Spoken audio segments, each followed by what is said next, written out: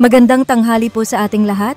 Narito ang pinakabagong update ukol sa ating binabantayang Bagyong Ramil batay sa pinakahuling ulat ng Pag-asa ngayong Saturday, October 18, 2025. Ako po ay isang independent weather forecaster, patuloy na nagdadala ng malinaw at napapanahong impormasyon batay sa opisyal na datos ng Pag-asa. Ayon sa ulat ng Pag-asa, sa kanilang Tropical Cyclone Bulletin No. 9 na inilabas kaninang alas 11 ng umaga, ang Tropical Storm Ramil ay bahagyang lumakas, slightly intensifies, habang papalapit sa karagatan ng Northern Samar. Huling namataan ang sentro ng Bagyong Ramil sa coastal waters ng Palapag, Northern Samar. Taglay na nito ang maximum sustained winds na 75 kilometers per hour near the center at pagbugso o gustiness na aabot sa 90 kilometers per hour.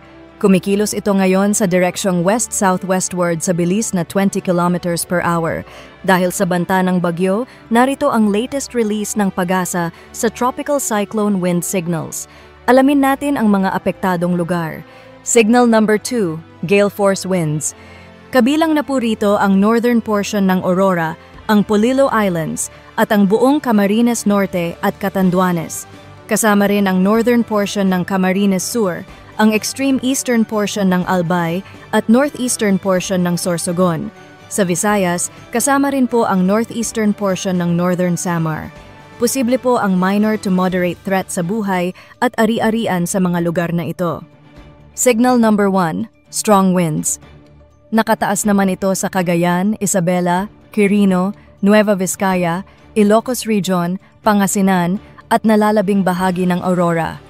Kasama rin ang Nueva Ecija, Tarlac at Pampanga.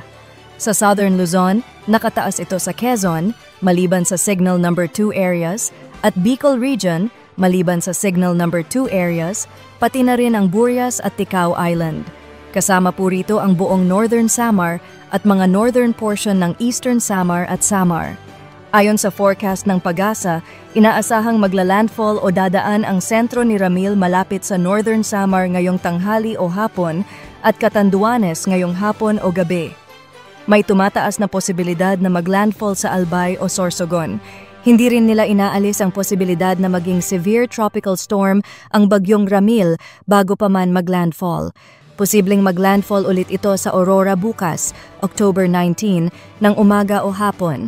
Inaasahang lalabas ang bagyo sa Philippine Area of Responsibility o PAR sa Monday, October 20 ng umaga. Ayon sa Pag-asa, may minimal to moderate risk ng storm surge na aabot sa 1.0 to 2.0 meters sa Isabela, Aurora, Quezon at iba pang coastal areas sa Southern Luzon at Visayas. Bawal pumalaot ang lahat ng sasakyang dagat sa mga baybayin ng Isabela, Catanduanes, Camarines Norte at Camarines Sur dahil sa alon na aabot hanggang 5.0 meters.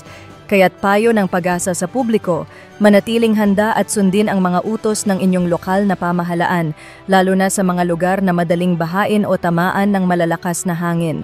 Patuloy tayong magbantay. Ito po ang inyong independent weather forecaster, nag-uulat. Abangan po ninyo ang aming susunod na update.